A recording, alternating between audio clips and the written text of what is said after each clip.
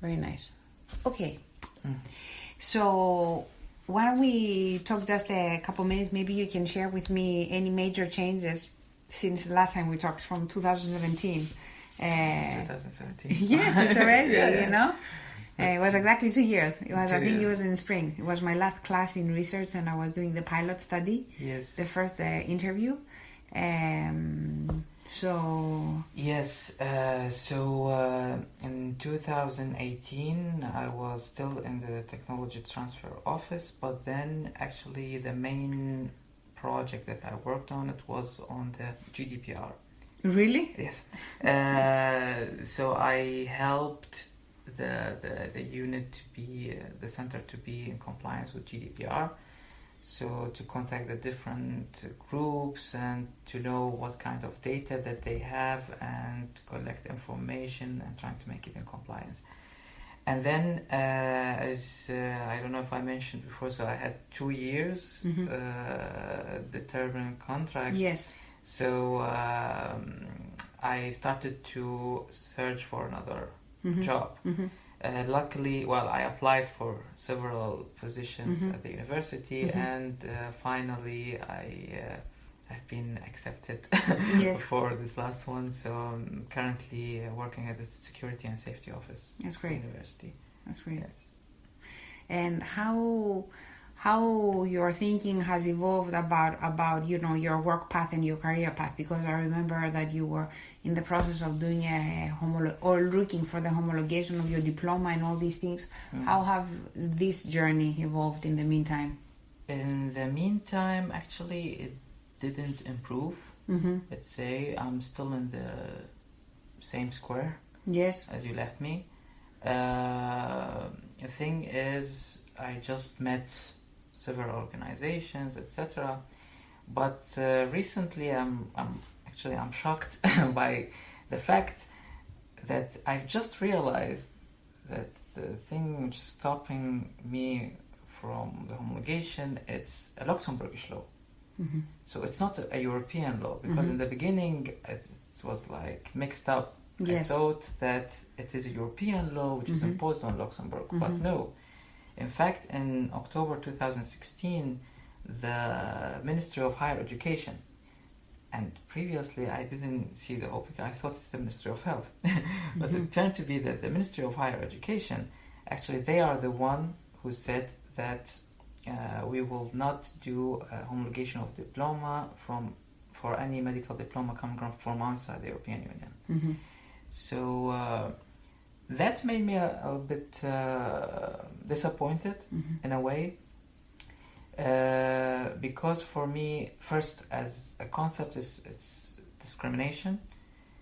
I mean, to be able to homologate a type of document and not be able to homologate the same type of document because it's coming from another place, for me, it's not fair.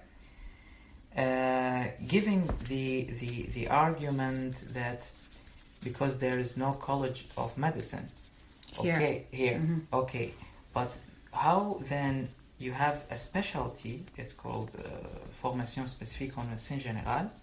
So it's 3 years of training for medical doctors, particularly for those who are graduated from the university inside the European Union, so Luxembourgish or any person from the European Union. They will be accepted to have 3 years, and they will be evaluated at the end, and then they will be certified of being a general medical doctor.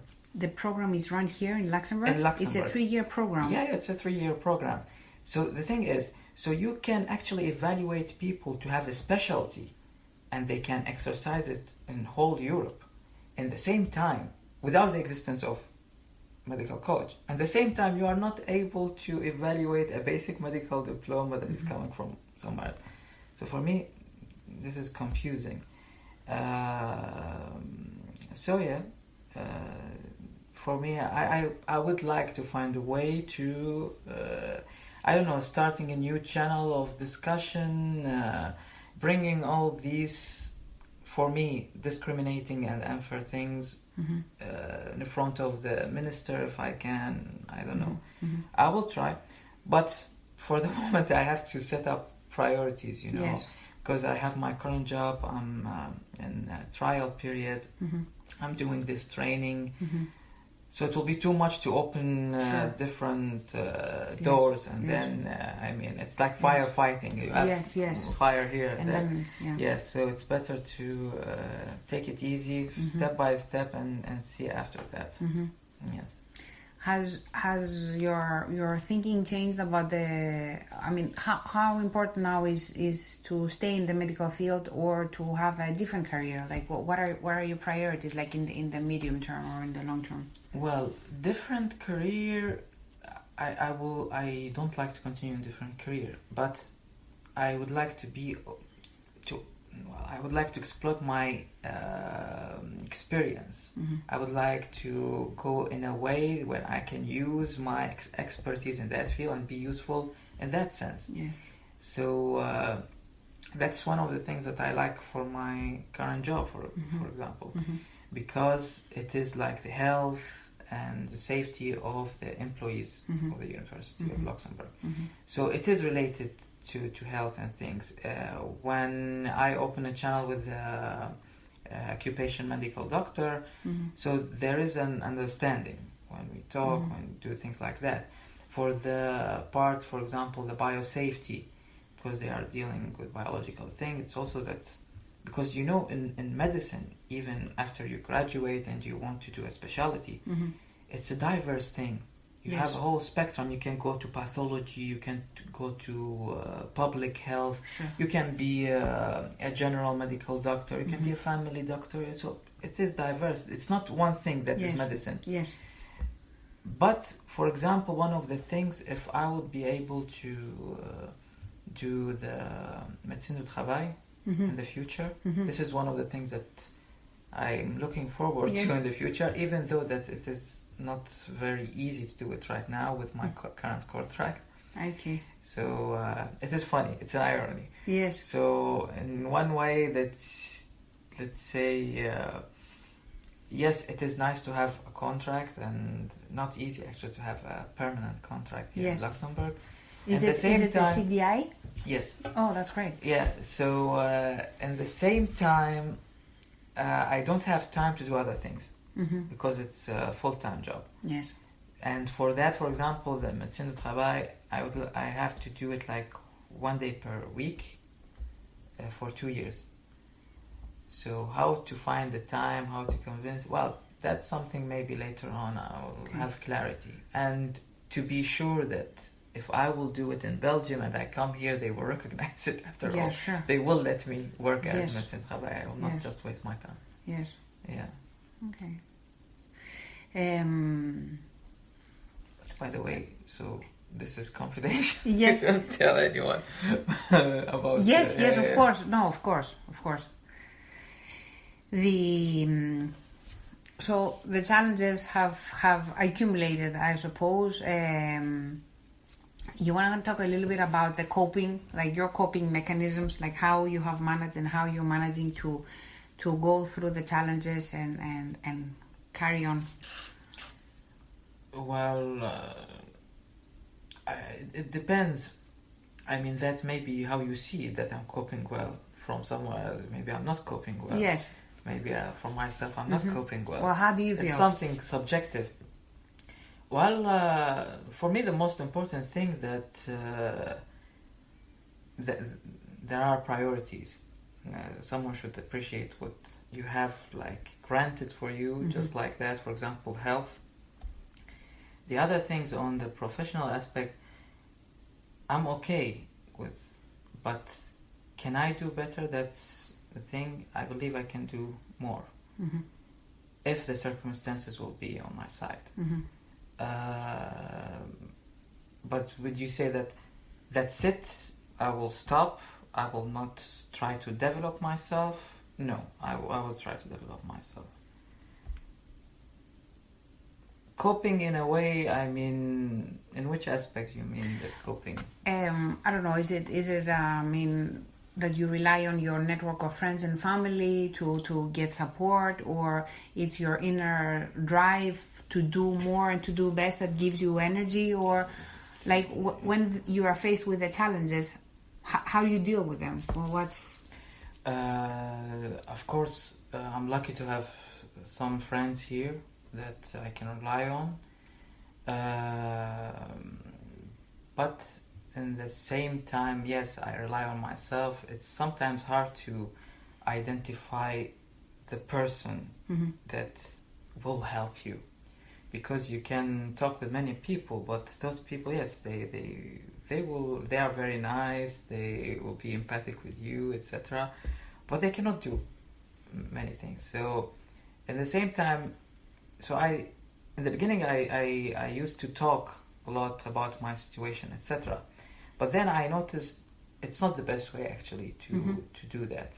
The best way is to identify the person who can help you, rather than bothering some people with your stories and wasting their time.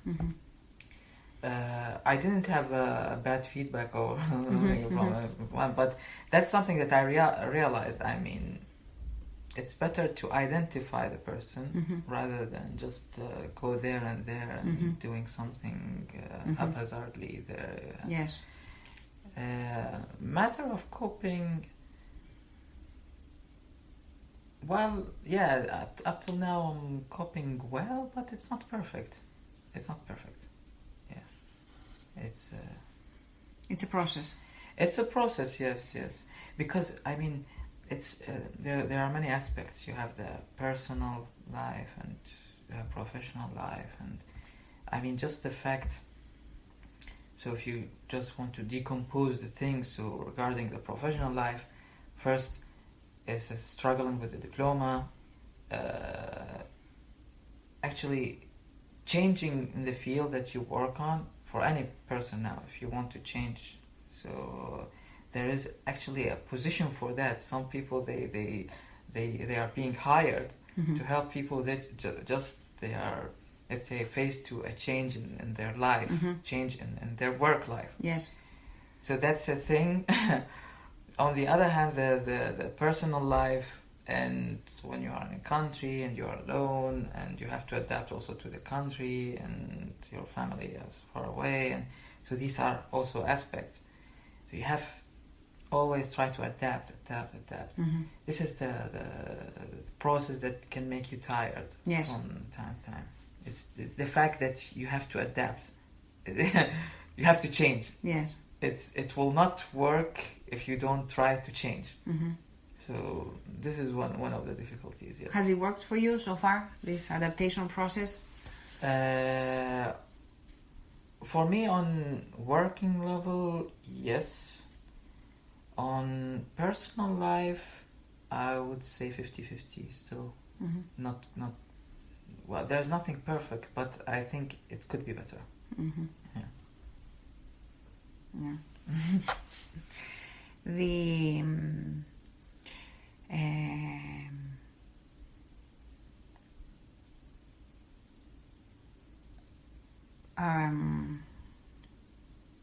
I want to check a little bit how the process and the interaction with the government and the different organizations has been, and whether there are things that you could see they could do better or more to help people integrate better into the job market.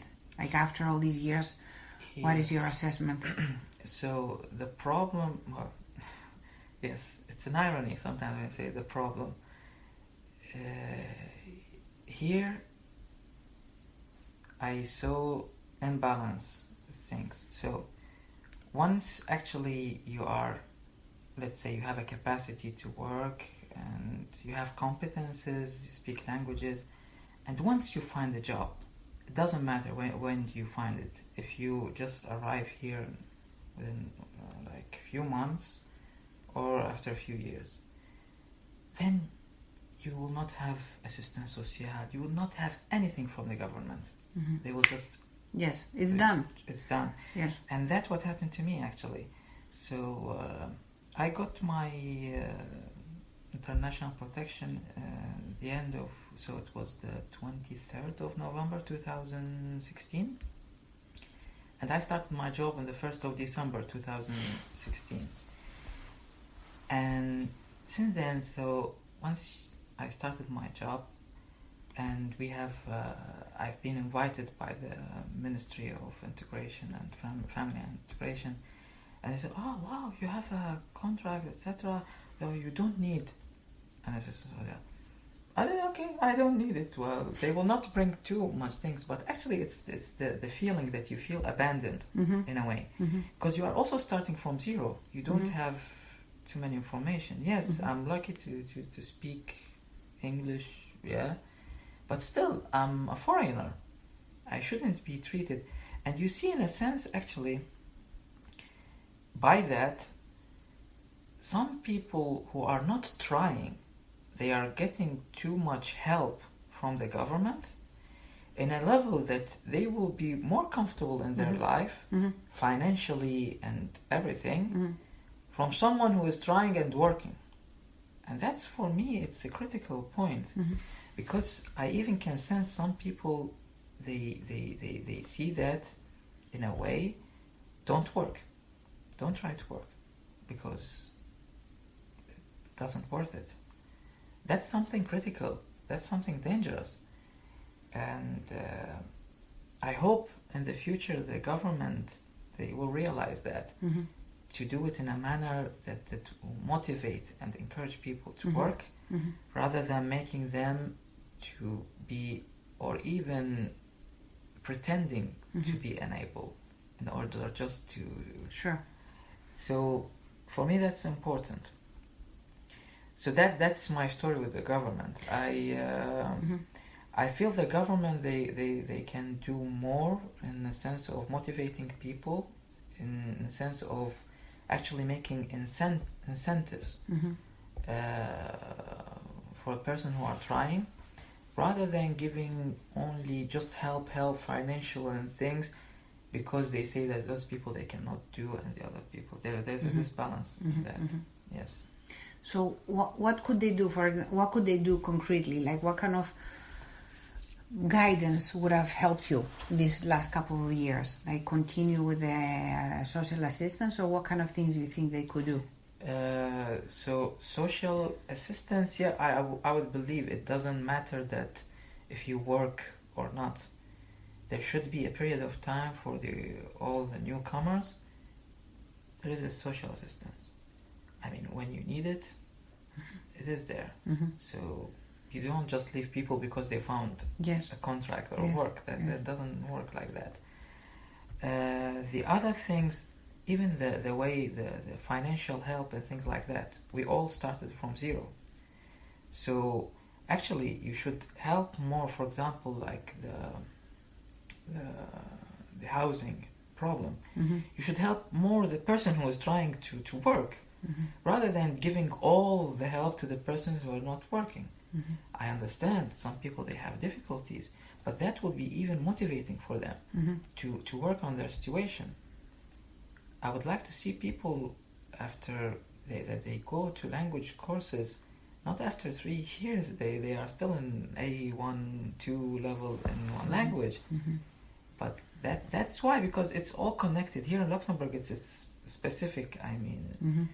But I believe the subvention system to help people, it's not well addressed in a way that it would be motivating.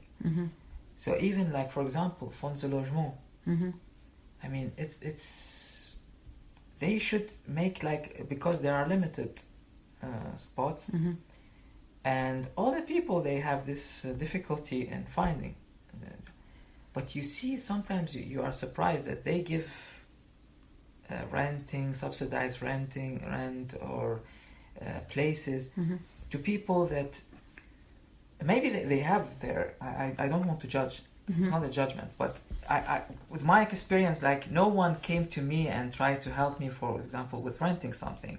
No one asked me, are you facing this problem? Because you started from zero, do you have enough? I relied on myself. Yes. You know, I relied on friends even to in the beginning to set up, etc. While others, no. They got the help just like that. And they are not doing, in my opinion, not doing too much to integrate or even to try to find a job within frame of time.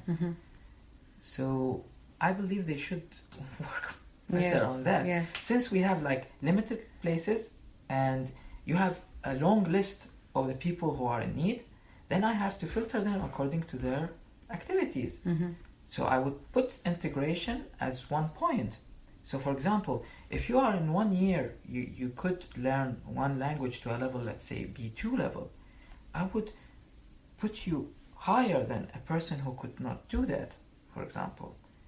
I would put the person who found a job higher. I would put it's like that. To give an incentive. Yeah, to give an incentive. Yes. Because you have limited places and you have a Yes. long list. So how would you filter? Yes. I believe the filter system that they are following now, it's not 100% motivating to the new arrivals. That's the thing that I sense. It's just my opinion. At the association levels, all these ASTI and CLAEN, Caritas and Croix Rouge, do they have, could they intervene in a different way too? Or is it all the government policy? Well, the problem is trying to change the system is something very hard. That is one of my obstacles now. I'm trying to change something that they created in 2016.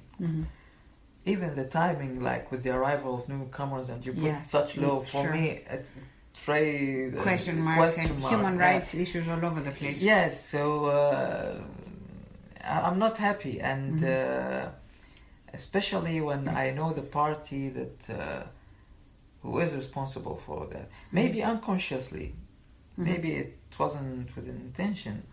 Maybe I am seeing it from my angle because I'm someone who is affected by that. Maybe it was without intention that time. But since I know this party and I put like without intention, I will try to contact them, at least to let them know how I see it. And maybe they didn't see it like me. Maybe now they will see it. Maybe that will change something in the future. I hope so. Because if not, then I have the right to say my opinion. I have the right to object. Like, that's how I see it. Let's see someone neutral, and let's see who is right. And these organizations, this is one of the list, and I think for them, they are putting their help to get help. This is their main issue, because this is the main theme. So to get help, but then to divide it according to the people, to the filter, that's the second. Yeah.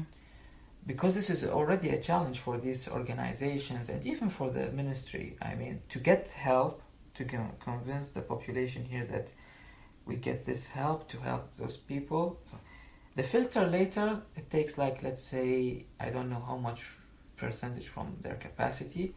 So that's where we lack the organization. It should be better organized, better controlled, in my opinion. Is there this? I haven't found out yet, but is there a role for you, the target groups, to have a say? Is there like an institutional way where you can participate in discussions and in fora and give feedback on this? Yes, there are. I'm a bit busy with my job, but I'm not following these things. But I believe, yes, there are initiatives. But I'm telling you, they raise the main subject is to get help. Yes. People, they are not talking how to make it as most efficient as possible. So in a way that we get help and we give it to people in a way that it will motivate them. So it will not actually push in the other direction. Like, that's where I see it can be improved in a way. I mean, someone should appreciate what we have here in Luxembourg. I mean, if you go and see in other countries, but what I'm seeing here, I see like there is a good initiative. We have supporting people. We have people that they can listen to you. It's a small country. You can reach prime minister in the street, and so I believe someone should suggest at least, maybe they because look, it depends on from which angle that you are seeing the things and which are your priorities. I'm seeing it from the angle from inside. Yes. I know the population who are receiving, and at the same time, in a way, I can also put myself above the other direction. Yes. So I know both sides. Yes. In a way, maybe that's why it's done like this, because they say it's either that for the moment, or we will get less help. Maybe the circumstances, the system is like that. I don't know. It's but again, I believe things can be improved in a way. And even I already suggested some points to because here in Luxembourg, you know, it's a small country. I said you can read. I even showed them that how the system works and how this help to certain people is working, and I made a comparison. So if you want to motivate people, you have to apply this and this and this. So please consider it, please, because I see that these things that you are doing currently, they are not that's interesting. pushing people in the right direction. I heard that the situation will be more in control. I don't want it to be in a negative way. I want it to be controlled in a positive way. Yes. So you award someone who is trying. In that sense, you will get people, but not punishing in a way. Yes. So you leave the person who is trying, you just leave it, and you start to punish the people. Yes. That doesn't work. Because it's the system is making the assumption that as soon as you get the job, everything is done. Yes. But the journey doesn't end there. No. It continues. No, you start from scratch. So you have two persons, they arrive here, they start from scratch. The system currently just look after the people who don't have capacity, don't have competences, and keep giving help to them, and leaving the people who are trying too much. I don't say that they are leaving the people 100%, but I mean, from my experience, if relatively with the people who are not working, I would say maybe I got like 5% from if I compare myself to the other people. Could you identify what kind of things concretely they could do? Like that 95% would have been what? So the assistance social, you don't just cut it once you have a job. The fonds de logement, for example, I make it more, so the people who are, let's say, integrating well, they are doing several steps. For example, even volunteering, I would put these points to make, because the list is long and you have limited places. So how would you filter? I would say, like, if you don't work but you do volunteering, it will be also plus. Yes. If you work and you pay taxes, it will be plus. Yes. And of course, depending on your income for the last few years, because you'll see you started from scratch. So there is no income. Yes, of course. Languages, for example, if you finish this level in one of the official languages, so this is a plus. Yes. Things like that. So that would help. I'm telling you, cutting everything. For example, even the transport. So the things that they cut from me, so the transport, the free transport, you don't get it anymore. Fonds de logement, you will not be in the same. Actually, you will be below. You will be at the bottom of the list. Yeah, because now you have income. So you can go into the free market and rent. Yes, exactly. And because you have an income, and the others, they don't have income, so they are more than you. Vouchers for languages. I mean, unless you sign we call it the CAI, Contrat d'accueil d'intégration. It's for all the residents here in Luxembourg. But without it, you get only 3 vouchers. While the others, they can get vouchers as much as they can, as long as they are not working and they are refugees. La vie chère, You know this? It's like an allowance? Yes. Yes. So it's an allowance, and it's cut from you once you have 2,000, and now I think 2,050 euros brut. So, of course, out. There is also, we call it aide au logement. Aide au logement, it's a bit, that's the only thing that